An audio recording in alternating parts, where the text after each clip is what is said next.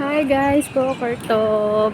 Bali ngayon nandito na tayo sa hospital kung saan ako ma-admit. Ito nga po, ako yung kumuha ng sarili kong mga documents na gagamitin para sa surgery bukas. So bali ngayon, magpunta na tayo sa hospital para ma-confine overnight kasi marami pang mga test na kailangan gawin bago ang surgery. So, bukas, walang umaga siguro, yun yung pinaka-surgery ko. Diba?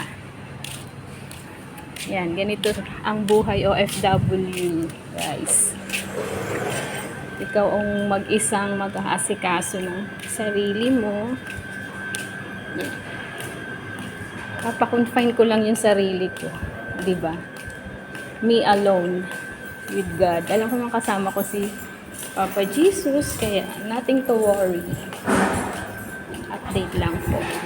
So, dito na tayo sa hospital kung saan ako sa surgery bukas. Pray for me, guys. Guys, eto na, napakonfine ko na yung sarili ko. So, bali, dito ako ngayon sa room number 4 yata. Number 4. Tapos, ito ang magiging bed ko.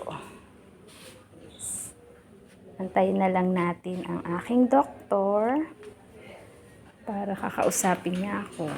And then, kung ano yung mga test na gagawin. So, yun na nga, sinasabi sa hula. Kinuhaan na po ako ng dugo. Ayan. Ito po ang first try. Failed. Second try. Failed. Tapos, ito po yung pangatlong try. Yan. Bali, nahihirapan po talaga yung doctor sa akin pag nangunguha ng dugo kasi yung vein ko is mahirap hanapin. Kaya, ayan, nakatatlong tusok bago nakakuha ng dugo sa akin. Sakit.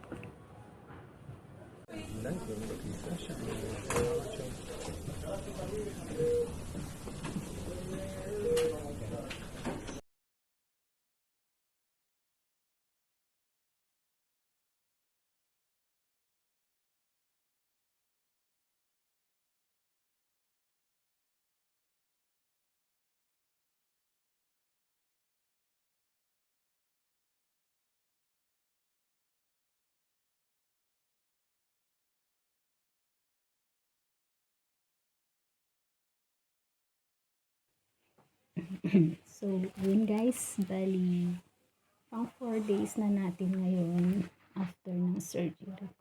Kasi na-surgery ako ng 23, 24, 25. Ay, 3 days pala, pang 3 days. Bali, ngayon is aalisin natin yung benda sa sugat.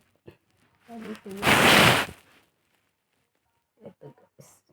1, 2, at saka yung sa puso, naalis ko.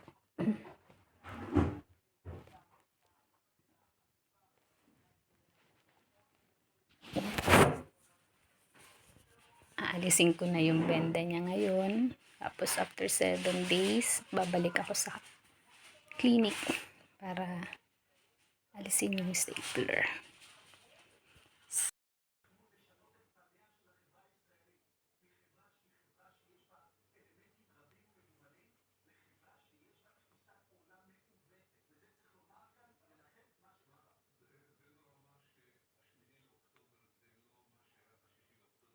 Guys, kailangan nating alisin yung takip niya para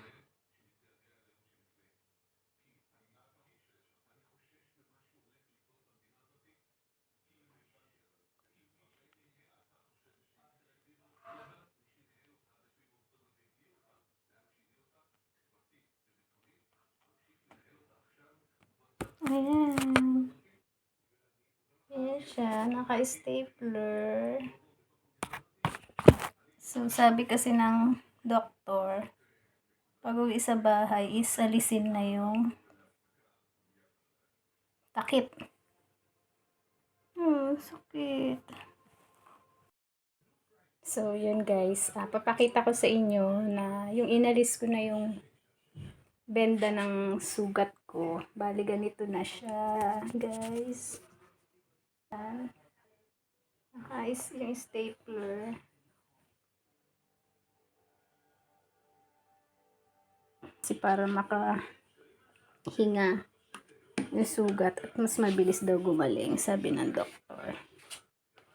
Yan guys. אני גם אמרתי, עדיף למיון. שילכו לטרם או מיון? טרם או מיון, את אומרת.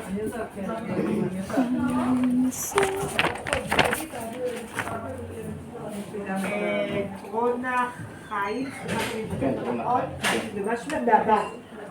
בצל הצ'ק שלה, הצ'ק גם לא...